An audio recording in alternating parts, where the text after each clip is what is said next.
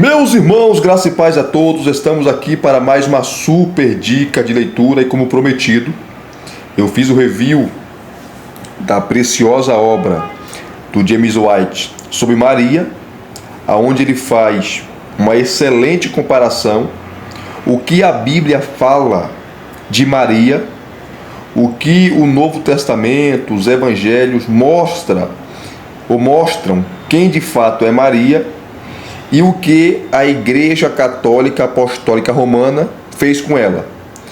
Porque a Maria que o Novo Testamento relata não é a mesma Maria que a Igreja Católica relata.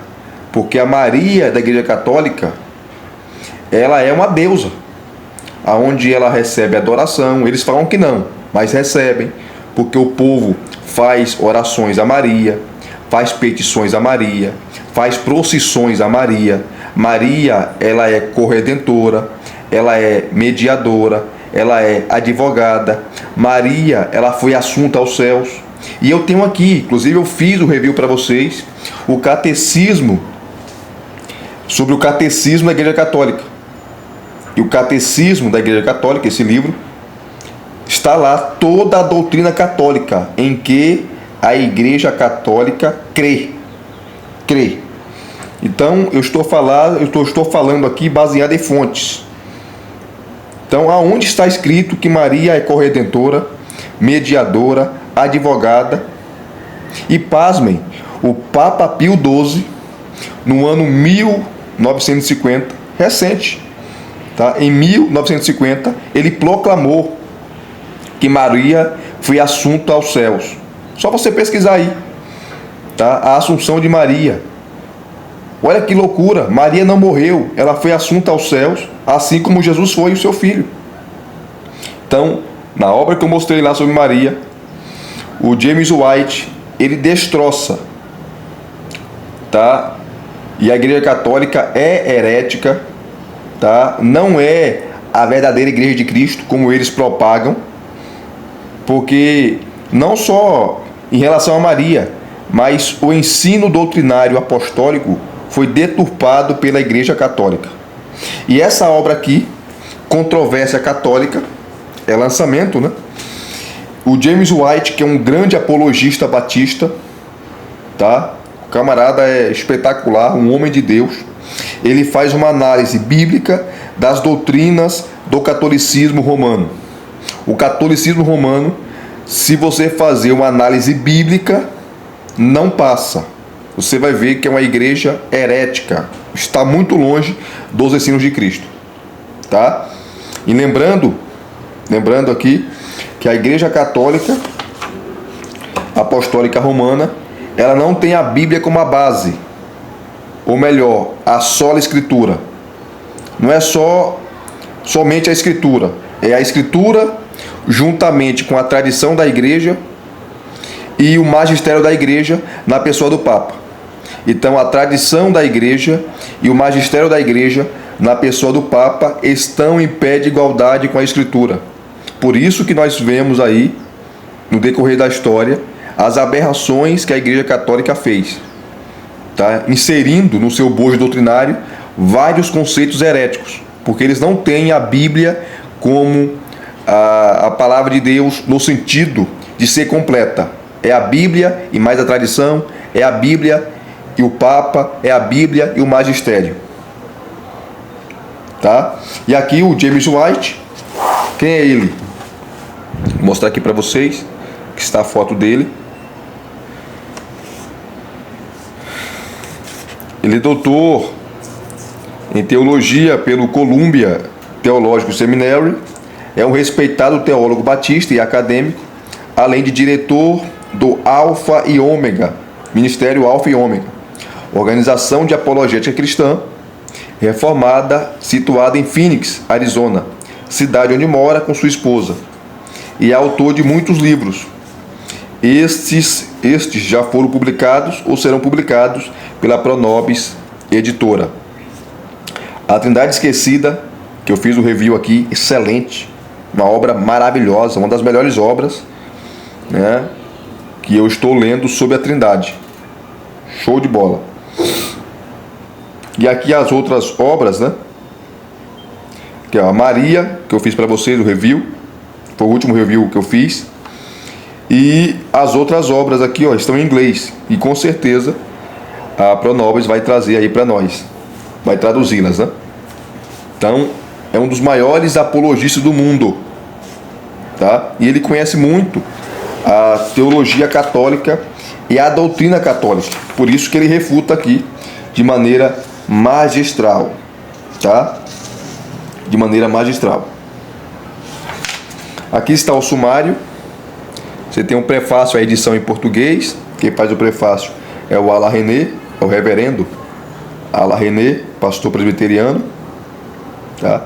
E você tem a apresentação, a edição original. Quem faz é John Ashton. Aí você tem um prefácio do autor. E depois você tem os capítulos, né? São 14 capítulos. Começa aqui, ó.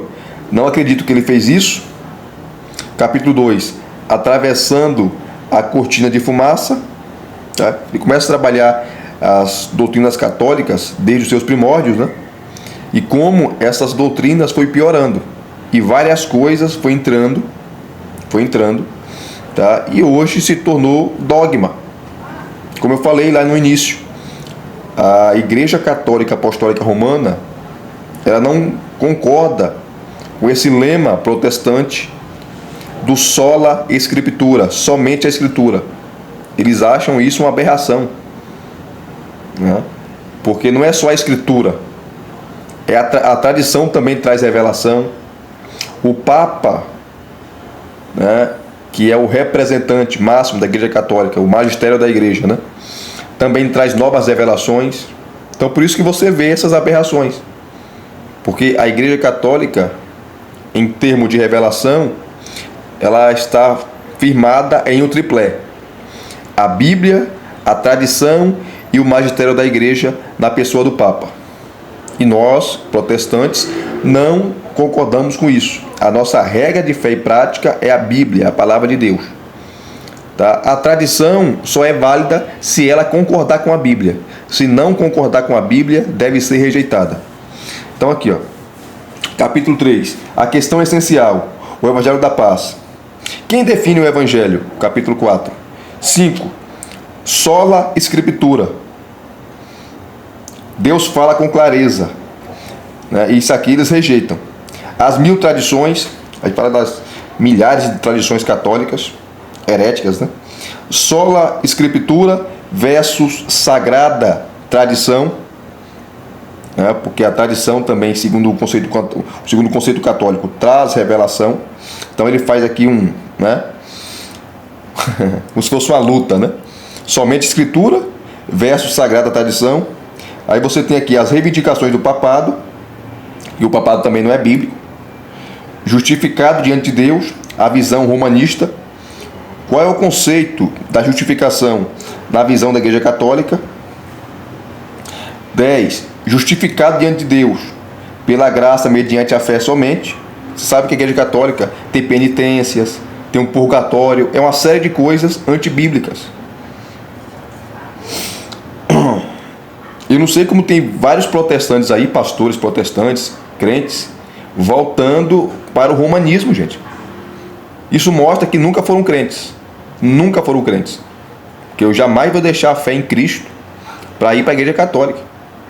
E eu falo com todo respeito aos católicos. Tá? Eu aqui estou falando de ideias.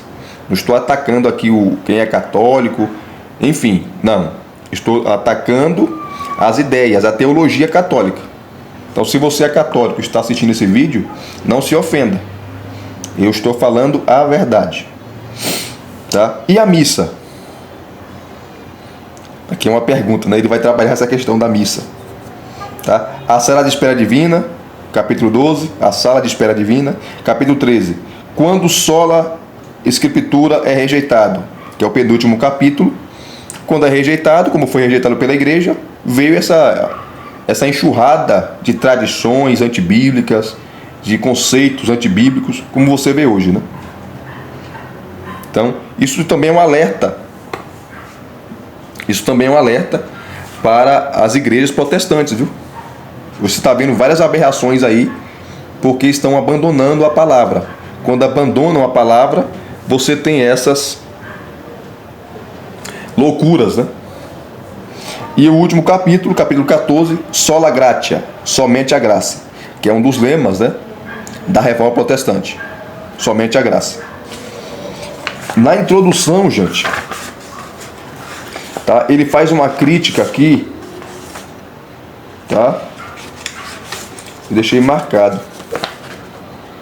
Ele faz a crítica a Billy Graham. Leia os prefácios, na verdade o prefácio em português, né?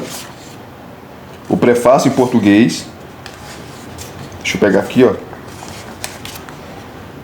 Ó, prefácio é a edição em português do Alain René. Ele trabalha muito bem aqui. Então leia o prefácio. Ele faz um apanhado aqui da história, tá? Século XVII, enfim, fala um pouquinho da Reforma Protestante, tá? Dá só uma pincelada, porque é um prefácio, né? E aqui ele vai trabalhar um pouquinho, ó, o movimento anglo-católico no século XIX.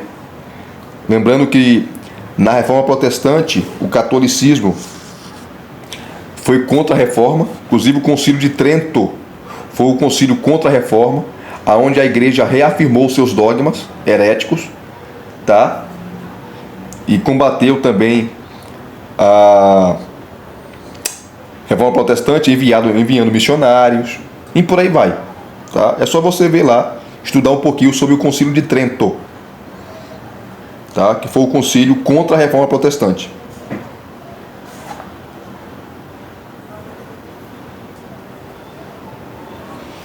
Aqui, ó, ele vai citar Martin Lloyd Jones, Dr. Martin Lloyd Jones, Dr. Martin Lloyd Jones, tá? Um grandes pregadores do século passado, que foi contra Billy Graham. Billy Graham, eu gosto muito dele. Pregou a palavra de Deus, o Evangelho, pregou Cristo. Mas Billy Graham cometeu muitos erros, gente. Um desses erros foi o ecumenismo dele. Ele colocava no púlpito de suas cruzadas padres, tá? Teólogos liberais, que eram radicalmente contra a Bíblia, e o Martin Lloyd Jones era contra isso. Por isso que ele foi convidado para participar dessas cruzadas, tá? E ele nunca foi. Ele falou para Billy Graham, ele fala para Billy Graham: eu só participo de suas cruzadas se você tirar os padres do púlpito, tá? E os liberais do púlpito. Billy Graham não aceitou. Então, essas coisas, né, manchou um pouquinho, né, aquilo que Billy Graham fez. Nenhum homem é perfeito. Ele pregou o Evangelho. Você vê as mensagens de Billy Graham, tá? São bíblicas, cristocêntricas, mas nesse sentido aí, ele deixou a desejar. Esse é o mal de você querer agradar todo mundo. Você querer agradar todo mundo, você acaba... você corre o risco, né, de cometer erros. Aqui você tem a Conferência Missionária de Edimburgo, 1910, que o Alain René fala também, tá? Sobre o movimento ecumênico, tá? O que é o movimento ecumênico? O ecumenismo é que todas as religiões levam a Deus, todos somos amigos, todos servimos a Deus, tá? E isso é errado. Isso é errado. Aqui ele fala um pouquinho da história, só um pouquinho da história, tá? E também o Concílio Vaticano II, tá? Que se deu aí em 1962, que foi o último grande concílio da Igreja, né, Católica Apostólica Romana, abriu as portas para o ecumenismo, tá? O concílio foi totalmente ecumênico, e foi nesse concílio que foi proibida agora a missa em latim. Agora as missas no mundo todo deveriam ser celebradas no idioma do país, daquele país, porque antes do concílio as missas eram em latim, gente, e o povo não entendia. O latim já era uma língua morta há muitos anos. Então, a partir desse concílio Vaticano II, nos anos 60, tá? As missas agora, as celebrações deveriam ser no idioma, tá? No idioma ali dos países. Vamos correr aqui, ó. Cadê?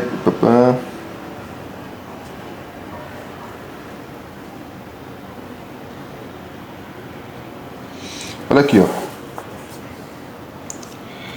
Por volta da década de 1960, diversos líderes evangélicos se mostraram influenciados pela mentalidade ecumênica, a ponto de apoiar a participação de líderes católicos romanos em seus eventos. Então, aquela famosa, vamos agradar. Então, vários líderes católicos, padres, enfim, eram convidados, né, para as cruzadas. Você deve falar com todo mundo. Você deve falar com católico, você deve conversar com espírita, tá? Conversar é uma coisa. Agora, abrir mão da sua doutrina, da palavra de Deus, nunca. Nunca. Tá? Em sua biografia sobre o Dr. Martyn Lloyd-Jones, Ian Murray faz um apontamento importante acerca de como a ampla maioria dos líderes evangélicos ingleses não se opunha à participação, não era contra, né? De acordo com ele, por volta de 1960, Lloyd-Jones teve de lidar com a questão do ecumenismo, sendo esta a principal dificuldade que ele enfrentou. Ian Murray nos situa. Um grande número de artigos ecumênicos, livros, conversações, comissões e conferências argumentou que a finalidade de transformar as denominações existentes em uma só igreja era algo bom, olha só, e apropriado. Em 64, a Conferência do Conselho Britânico de Igrejas em Nottingham comprometeu-se a uma igreja, ou mais tarde, até o dia da Páscoa de 1980. Murray ainda afirma que Lloyd-Jones discordava do ecumenismo em seu princípio fundamental. Ele foi rejeitado por isso, tá? Ele manteve a ortodoxia, a saber que todo o diálogo devia acontecer pressupondo-se que estavam entre irmãos cristãos, tá? Católicos não são nossos irmãos em Cristo, gente. Não são, tá? Eu falo isso em relação à teologia, tá? Tenho amigos católicos, mas irmãos em Cristo não são, não é não, porque a fé é diferente. Ele contestou isso porque dava uma amplitude para o significado de cristão, que era desconhecido do Novo Testamento. A precisão doutrinária passou a ser desconsiderada. Crer em determinadas verdades para poder se considerado cristão era algo rejeitado por esse movimento. E até hoje é, né? Recentemente o bispo, tá, que é o pastor presidente lá da Madureira, do Rio de Janeiro, o Abner Ferreira, que é irmão do Samuel Ferreira, tá, foi lá no Vaticano, numa reunião ecumênica, com vários líderes, né, e chamou o Papa de Sua Santidade. Tá na internet aí, tá? E a igreja de Madureira ficou caladinha, ninguém falou nada. A Assembleia de Deus de Madureira não falou nada. Deveria criticar o Abner Ferreira. Não pode. Como um líder cristão, tá, da Assembleia de Deus aqui no Brasil, vai lá numa reunião ecumênica com o Papa. E a agenda do Papa Francisco também é ecumênica, tá? A agenda do Papa Francisco também é ecumênica. Você vê, Lloyd-Jones era contra isso e por causa disso ele foi criticado. Olha aqui, ó, para entendermos bem como se formava o clima nesse período, Billy Graham estava dando a volta ao mundo, fazendo as suas cruzadas evangelísticas. E nesse período o lema de Billy Graham era: o único distintivo do discipulado cristão não é a ortodoxia, mas o amor. Parece uma frase bonita do Billy Graham, né? Mas é uma frase complicada, porque a ortodoxia é a doutrina correta. Ortodoxia é a doutrina correta, é o ensino correto. Aí Billy Graham falava: não, o único distintivo do discipulado não é a doutrina correta, não é o ensino correto, é o amor. Isso aqui está errado. Tal lema proporcionava aos líderes católicos romanos e teólogos liberais uma participação ativa em suas cruzadas. Em determinada ocasião, Martyn Lloyd-Jones conversou com Graham face a face. Isso se deu em julho de 1963. Billy Graham desejava que Lloyd-Jones fosse o presidente em um congresso mundial de evangelismo. A resposta de Lloyd-Jones foi a seguinte, de acordo com Ian Murray: eu disse que faria uma barganha. Se ele parasse o patrocínio geral de suas campanhas, deixasse de ter os liberais e os católicos romanos na plataforma e largasse o sistema de apelo. Se no final do culto fizesse o apelo para as pessoas virem à frente e aceitar Jesus, né? Eu, sinceramente, iria apoiá-lo e presidir o congresso. Nós conversamos por cerca de 3 horas, mas ele não aceitou essas condições. Billy Graham não aceitou tirar os liberais, tá? Os católicos romanos da plataforma, largar o sistema de apelo, tá? Ele não aceitou. Então Billy Graham, ele concordava com essa agenda ecumênica. Billy Graham errou, gente. Billy Graham errou. Não tem que passar pano, não. Errou. Errou e muito. Tá? Em nome do amor, você não pode abrir mão das suas convicções cristãs. Em nome do amor, você não pode abrir mão da ortodoxia, que significa ensino correto, a doutrina correta. Não deve abrir mão.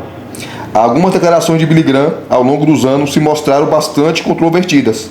Por exemplo, ele era batista, tá? Billy Graham era batista. Por exemplo, em uma entrevista datada de 99, a uma escritora chamada Patricia Rice, ele declarou: a minha responsabilidade é pregar o evangelho a qualquer um e deixar que eles escolham a sua própria igreja, seja ela católica, protestante, ortodoxa ou qualquer que seja.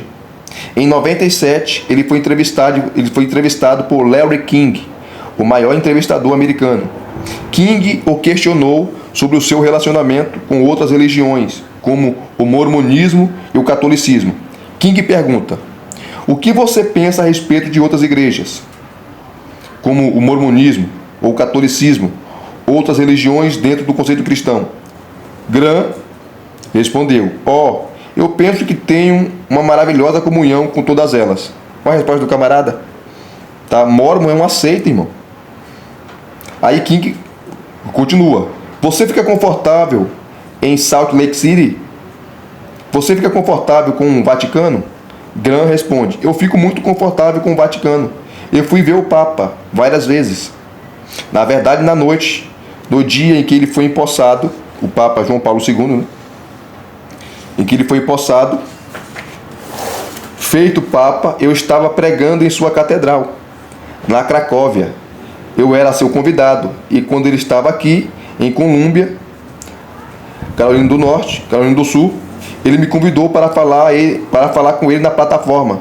Eu daria uma palestra e ele daria outra, mas eu estava a 2/3 do caminho indo para a China. King pergunta: você gosta do Papa? Desse Papa? Graham responde: eu gosto muito dele. Ele e eu concordamos em quase tudo. Você pode ser amigo do Papa, amigo de padre, mas negociar a doutrina em nome do amor. Então veja que o Billy Graham, tá, errou muito. Isso aqui é só o prefácio, a edição em português, tá, gente? Só o prefácio.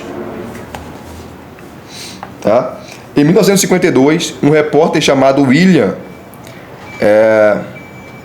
McEwan, acho que é assim que pronuncia esse nome, escrevendo para os Pittsburgh Sun Telegraph, falou a respeito das atividades ecumênicas de Billy Graham com a Igreja de Roma. Em 52, Graham enfatizou que a sua cruzada em Pittsburgh seria interdenominacional. Ele disse que espera ouvir o bispo Fulton Sheen. Esse bispo é muito conhecido, tem vários livros escritos, tá? É um bispo católico, padre, em uma das missas, amanhã na Catedral de São Paulo. Graham disse: muitas das pessoas que chegaram à decisão por Cristo em nossas reuniões, se juntaram à Igreja Católica e recebemos elogios de publicações católicas pelo interesse renovado em sua igreja após uma de nossas campanhas. Isto aconteceu tanto em Boston quanto em Washington. Afinal, um dos nossos principais propósitos é ajudar as igrejas em comunidade. Então, a agenda de Graham era ecumênico, era o ecumenismo, infelizmente, tá? Infelizmente. Aqui ficou uma mancha, né? Queria agradar todo mundo. Aí deu no que deu. Concílio Vaticano II, que foi o concílio que abriu as portas, né, para o ecumenismo de vez. Foi um concílio ecumênico, tá? Isso aqui é só o prefácio, a edição em português do reverendo Alain René, que é pastor presbiteriano. Deixa eu pegar aqui rapidamente o capítulo.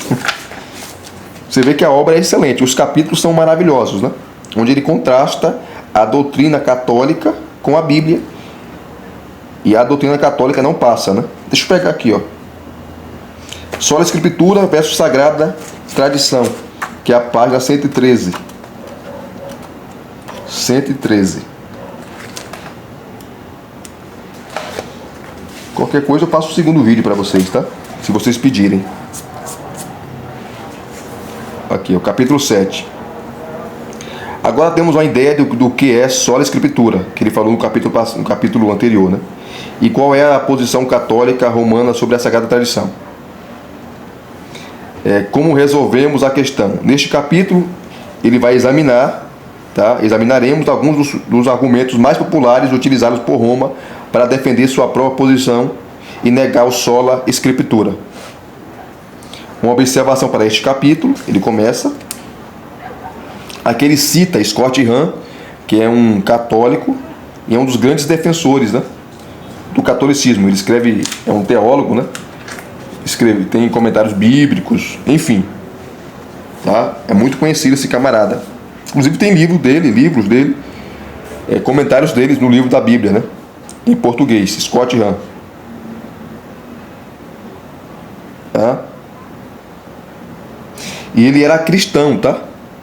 Scott Hahn era cristão, era um presbiteriano, mas deixou o presbiterianismo, deixou o protestantismo e agora se tornou católico apostólico romano e um ardoroso defensor do catolicismo, tá?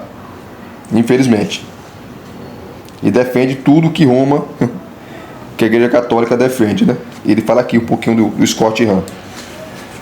E não só Scott Hahn, mas vários, tá, protestantes, pastores, né, estão abandonando aí a igreja protestante e voltando ao catolicismo. Isso é um absurdo, né? Isso é apostasia. Tá? Que ele vai falando um pouquinho.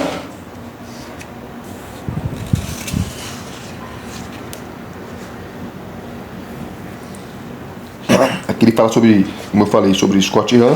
Você tem várias notas de rodapé, tá? Show de bola. Tudo que ele fala aqui é documentado. Aí ele vai falar aqui, ó, revisitando o caos doutrinário. Tá? E por que o argumento da Sagrada Tradição não cola? Porque a tradição trouxe um monte de coisa, um monte de aberração, tá? Como dogma, como doutrina. Então, para oficializar uma doutrina, ela não olha a Bíblia, a Igreja Católica. Ela vê a tradição. E isso complica, né? Aí você tem o argumento do cânon, que eles falam, não, que a Bíblia saiu da igreja. Quem dá autoridade à Bíblia é a igreja. A igreja escolheu os livros sagrados, tá? Então quem manda é a igreja, não é a Bíblia. Não é a Bíblia que impõe à igreja o que ela deve crer. É a igreja que impõe a Bíblia. Esse é o conceito católico, né? Que é totalmente distorcido. E ele vai tratar um pouquinho aqui, tá?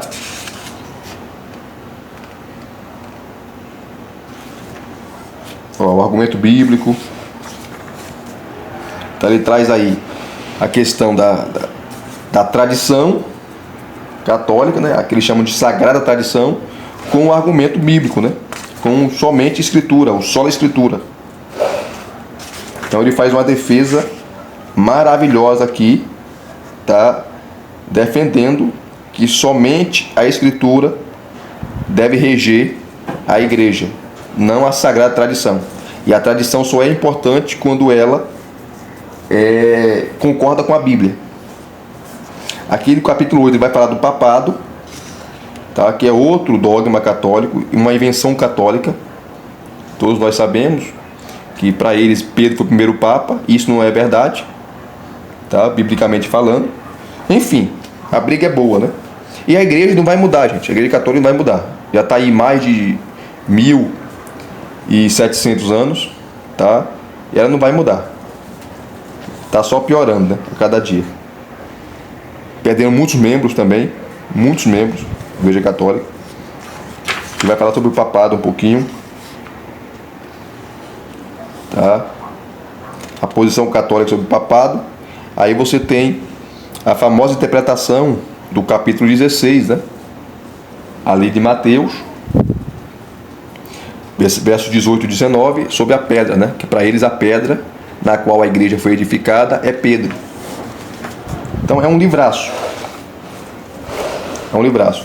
E eles falam que Pedro foi pastor, o bispo de Roma, isso é uma mentira, não pode ser provado na história, é uma invenção católica. Eles falam que Pedro morreu em Roma. Então tem toda uma tradição por trás, né, para defender o papado. E ele vai tratar aqui. Ele trata aqui. Tá? Show de bola. Ah, eu esqueci de mostrar para vocês.